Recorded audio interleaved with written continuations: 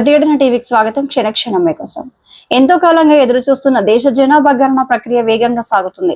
సోమవారం జనాభా గణనను గెజెట్ నోటిఫికేషన్ విడుదల కానుంది. ఆదివారం హోంమంత్రి 16 జనాభా గణనపై సమీక్ష నిర్వహించిన అనంతరం ఈ విషయాన్ని వెల్లడించారు. దేశవ్యాప్తంగా 16వ జనాభా గణన 2027లో జరగనుంది. మొత్తం 2 దశల్లో జనాభా గణన జరగనుంది. మొదటి దశలో ఇంటి జాబితా ఆపరేషన్ ద్వారా గృహాల పరిస్థితి, ఆస్తులు, సదుపాయాలకు సంబంధించిన వివరాలు సేకరించనున్నారు. రెండవ దశలో జనాభా గణన వేస్తారు. ప్రతి వ్యక్తికి సంబంధించిన జనాభా, సామాజిక, ఆర్థిక, సాంస్కృతిక, ఇతర వివరాలు సేకరిస్తారు. ఇందులో కుల గణన కూడా నిర్వహించనున్నారు. 1931 తర్వాత తొలిసారిగా ఈ జనాభా గణనలో కులాల వివరాలు కూడా సేకరించనున్నారు. ఈసారి జనాభా గణన డిజిటల్ పద్ధతిలో మొబైల్ అప్లికేషన్ల ద్వారా నిర్వహించనున్నారు. ప్రజలు స్వయంగా తమ వివరాలను నమోదు చేసుకునే అవకాశం కూడా ఉంటుంది.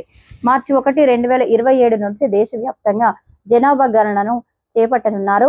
లడఖ్, జమ్మూ కాశ్మీర్, హిమాచల్ ప్రదేశ్, ఉత్తరాఖండ్లోని మంచుతో కప్పబడిన ప్రాంతాల్లో మాత్రం ముందుగా అంటే అక్టోబర్ 1, 2026 నుంచి జనాభా గణన నిర్వహించనున్నారు. ఈ భారీ ప్రక్రియ కోసం సుమారు 34 లక్షల ఎన్యూమరేటర్లు, సూపర్వైజర్లు, 1.3 లక్షల మంది ఇతర సిబ్బంది పాల్గొనున్నారు. జనాభా గణన ప్రక్రియ 13,000 కోట్లకు పైగా ఖర్చు అవుతుందని అంచనా వేస్తున్నారు. ఇది స్వాతంత్ర్యం తర్వాత 8వ జనాభా గణన. మొత్తం మీద 16వ జనాభా గణన. గతంలో 2021లో జరగాల్సిన జనాభా గణన కోవిడ్-19 మహమ్మారి కారణంగా వాయిదా పడింది.